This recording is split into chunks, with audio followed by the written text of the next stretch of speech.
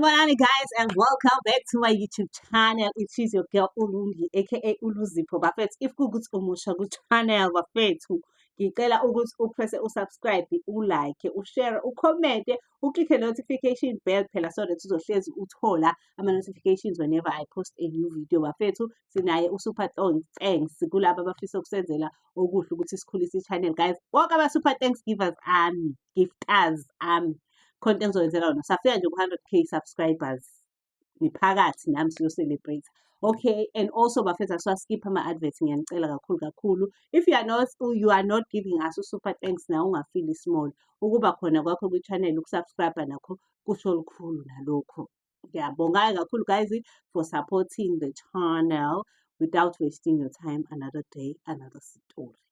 Isitori sethu sanamhlanje sisibhaleliwe futhi sisibhalelwe uGayi namhlanje. Uthi uGayi hayibo welungu kwake kwashuba endaweni.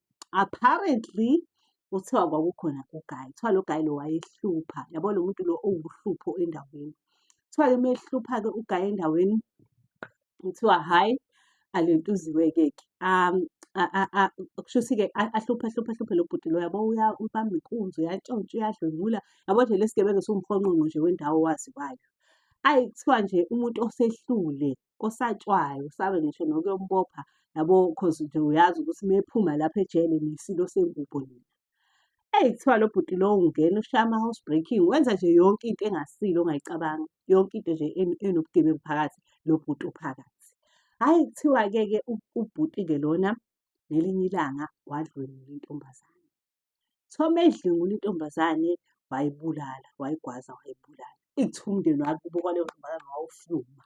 Kuthiwa usho, yezwa kuthiwa abantu basendaweni, kuthiwa besho bethi abasazi basizwa ngendaba-ke. Thina-ke ukuthakatha sokufunda-ke, asikwazi impela ukuthakatha kodwa sokufunda. Uthi saya emngcwabeni waleya ntombazane, uthi ukuthakathwa bukhoma, sibuka sonke siwomakhelwane, sibuka ubuthakathi benzeka. Kuthiwe nje owenze le nto uzobona ngomopho. Yezwani? Hayibo, kuthiwa nje kwakuyi-trauma yomngcwabo leya, kuthiwa kungafihlwa. Kuthiwa kwakushiwo kuthiwa hawu, ngane yakwethu okwenze le nto naye uyophelela la. Yezwa? Kuthiwa-ke ngampela-ke akungcwatshwe-ke, kuthiwa kwakungcwatshwe endaweni eyodwa yabo, endaweni ekude nala abahlala khona. Njengokuthi mhlampe njengakithi abahlala ngakithi bayazi ukuthi mhlampe abanye abantu bangcwabele e-Brackenham kodwa bona basenseleni, into ekanjalo. Uthola ukuthi kuyi-distance nakini, awungcwatshela kude nakini. Kuthiwa ihambe-ke iyongcwatshwa lapho kulawo mathuna ingane. Mase ingcwatshiwe intombazane kumathuna-ke bekusebenza ithuna, belisebenza. Kuthiwa kwalanda ukhokho uvula kwenyanga, wayeqala ukusebenza kubo egcekeni, wasebenza isidumbu, waze wayosebenza ngisho ithuna lengane. Kuthiwa bonke babuye abantu bebabaza, hayi, kovele obala. Nabakubo kwalo mfana bazi kahle ukuthi kungenzeka ukuthi lo mfana yabo, cause phela uyena mhonqonqo wendawo owayaziwa. Kuthiwa-ke kudlula isikhashana, kuthiwa umhonqonqo vele edlobe kakhulu. Kuthiwa vele babesebenzele lokho ukuthi ngisho engasafuni edlwengule, ngisho engasafuni adubule abulale abantu, aze abulawe umphakathi. Kuthiwa nje babesho bethi uzovela. Kuthiwa aqhubeke more umfana engasabambeki. Kuthiwa eshaya ama-house breaking, eshaya ingane, edlwengula kwasani, ndoda mfana. Yezwa, emva kokuthi kwenzeke le nto. Kuthiwa hayibo esewuhlupho ubhuti lo. Kuthiwa bese uhlupho wabanjwa ngelinye ilanga. Kuthiwa nje akuphelanga ngisho mhlampe inyanga kade edlwengulile ingane wayibulala.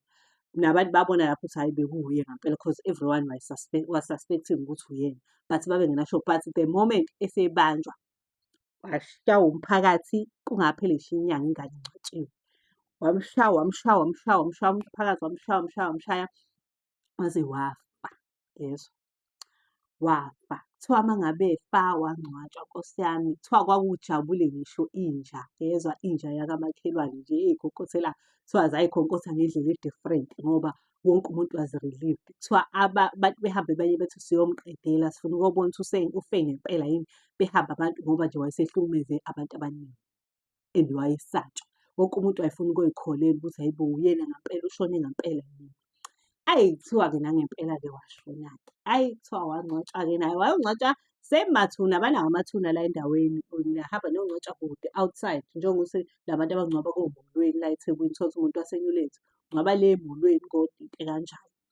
Kuthiwa-ke kule ntuzane-ke umfana lo ashone-ke. Kuthiwa-ke la mathuna abangcwatshwa kubona there is a way, yabo, kuyanqanyulwa kuwona amathuna, kunanamafemu, kunanemizi yabantu. Kuthiwa-ke i-most yabantu banqamula khona indlela nje, phakathi nendawo kwamathuna kuyanqanyulwa phakathi, uwelele ngale. Ayikho enye indlela yabo. Dlula ngisho ney'moto but nje the convenient way ile yokuthi ungene unqamule phakathi emathuneni because le yokuphuma ngale iyathathela. Kuthiwa-ke wangcwatshwa kwathiwa zaqala iy'nkinga kuleyo ndawo esengcwatshwa kuthiwa nje wayedlwengula kwasani, yezwa. Kuthiwa wayedlwengula kwasani elentuze, indoda umfana akanandaba. Kuthiwa ekudlwengule ubusuku bonke mekutholile uyoze uphaphame ekuseni ulele phezu kwethuna, yezwa. Lakhe futhi kade wazi kahle ukuthi uhlangane nomuntu wakudlwengulayo. It's not like umuntu yabo, uvele kuthiwa nje eze kuyeke mase kuzokusa uphaphame ulele phezu kwethuna lakhe. Kuthiwa-ke abanye abantu baqala benamahloni yabo besaba ukusho ukuthi ehene kunomuntu lapha owakudlwengula nani nani nani. Kuthiwa nje abantu base be-avoid-a nje ukuhamba khona ebusuku. Uma uhleliwe nje ubikelwe noma hlampe kade uya emsebenzini uphuma late, ubikelwe engathi nihamba ne-crew. Kuthiwa wayenganisukeli-ke ne-crew, kodwa nje uma uhamba wedwa wawusuke ulahlile. Kuthiwa-ke lo mfana lona, kuthiwa iziduma indaba ukuthi hhayi bo, akudlulwa lapha late ngoba hhayi ziyakhala. But akekho ophumela obala ukuthi mina ngadlwengula yabo. But nje bayayixoxa abantu lento. Hhayi bo, iduma indaba endaweni ukuthi hhayi bo, nakhu sinenkinga entsha akusadlulwa laphaya. Kuthiwa ngale ndlela yokuthi kuthiwa khona omunye kuze kubonakale ukuthi ispoki, kuthiwa khona ugeli owadlwengulwa. Kuthiwa wamemeza yabo wa-scream-a khona obhuti abezayo. So obhuti uma befika bathi hhayi bo, asiboni muntu nje thina la, kanti wayebonwa uyena yedwa ugeli at that time. Kuthiwa hhayi kwa-confirm-wa lapho ukuthi hhayi ispoki kahle kahle lesi esidlwengula abantu because nje ugeli usekhunyuliwe usenqunu but akabonakali umuntu alele naye. Lokhu esho ethi nangu umuntu phezu kwami but abantu abamboni. Kuthiwa-ke abantu beze bebe-fed up-ke kuthiwa nje kuhlanganwe kushiwo kuthiwa hhayi ngeke asikwazi ukuphila kabuhlungu kanje. Kumele kutholakale ukuthi owakuphi lo muntu owenza le nto le yabo. Hhayi bebone kushiwo ukuthi futhi ithuna lilodwa ithuna otholakala ulele kulona at all times, hlezi kuyithuna elilodwa. Abantu abafike belale kulona yabo. Kuthiwa-ke abantu behlangane-ke abathi mase behlangane abantu bethi nje no, siyayilwa-ke le mpi le. Hhayi kuthiwa behambe-ke beyokhuluma nolentuzana nabantu bakamasipala wakuleyo ndawo la kwakungcwatshwa khona. Besho ukuthi hhayi bo, sinenkinga sicela nisithole leli thuna elakabani. Hlampe uma singathola lelo thuna singayithola i-history yabo ukuthi ubani kanti owenza le nto nokuthi ube umuntu onjani lo muntu waleli thuna yabo. Because akekho umuntu avele ehlale nje eyobeka umuntu ethuneni ekungelona elakhe evele eyispoki sekukhonfemiwe ukuthi ispoki.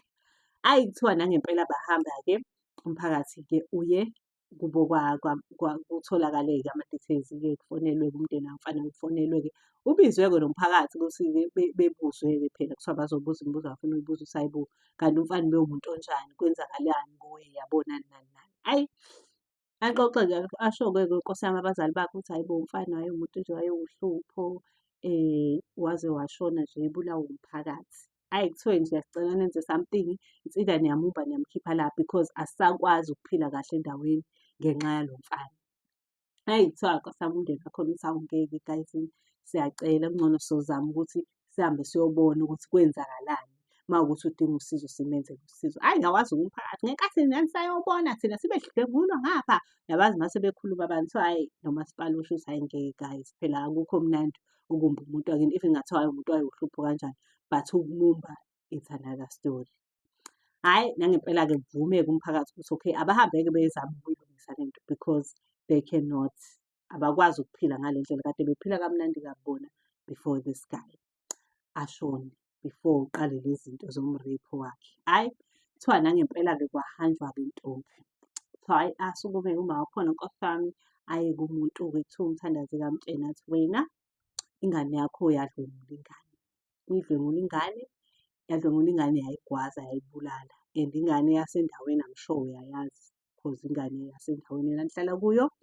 And then umndeni wakhona wasebenza ithuna. Lo mama kuvele kubuye yonke into ukuthi yazi ngampela and sasisola vele ukuthi uyena yabo but sasingenasho. And ngenkathi esefa sonke sabona because emngcwabeni kwakubekwa obala nje ukuthi kuyaloywa nani nani nani. Kuthiwa hhayi bese kuyashiwo kuthiwa-ke kwasetshenzwa ithuna lale ngane-ke ukuze lo muntu lo eyohlezi edlwengula njalo esethanda noma engasathandi. So nina into enganisiza mina ngeke ngikwazi ukuyikhipha le nto. Umuntu ongayikhipha ilo baba owayifaka. So nina you go back to umuzi wakubo kwengane, niyosho ukuthi kube nenkinga kanje kanje emathuneni, abantu abasadlula emathuneni. Mase niyahamba-ke nibacele ukuthi cela beniyise kule nyanga ababeye kuyo ukuze nizokwazi ukususa le nto kulo mfana. Otherwise ngeke iziphele. Akekho umuntu ongakwazi ukuyenza ngaphandle kwalo wayenzayo. Heyi, lo mama bothi hayibo, khona umuntu ongahamba eyosho ukuthi ingane yenu, ingane yami yabulala ingane yenu, manje ingane yenu cause phela bayenza on purpose le nto le abayenza vele. Ukuthi useyohlezi impilo yakhe yonke koze kubuye uJesu ehambe ereyipha abantu. Hhayi, kuthiwa kushubeke-ke manje. Nomama lo, nomphakathi awuyibekile phansi.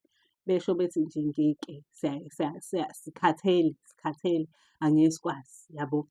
Eyi, kuthiwa-ke Nkosi yami lo mama-ke acele-ke amaphoyisa ukuthi eliphelezele-ke aye kulo muzi lo ayochaza. Hhayi, kuthiwa nangempela ahambe for i-safety yakhe yabo, because washo wathi unento afisa ukuyikhuluma but uyasaba ngoba into e-deep kakhulu yabo. Hhayi, aphelezele amaphoyisa afike Nkosi yami ahlale kuloya muzi achaze. Kuthiwa bethi nje abantu bakhona lutho, ayikho thina into esayenza. Asenzanga lutho thina, sasenza isiko lala ekhaya. Asikaze size senze lutho kumuntu.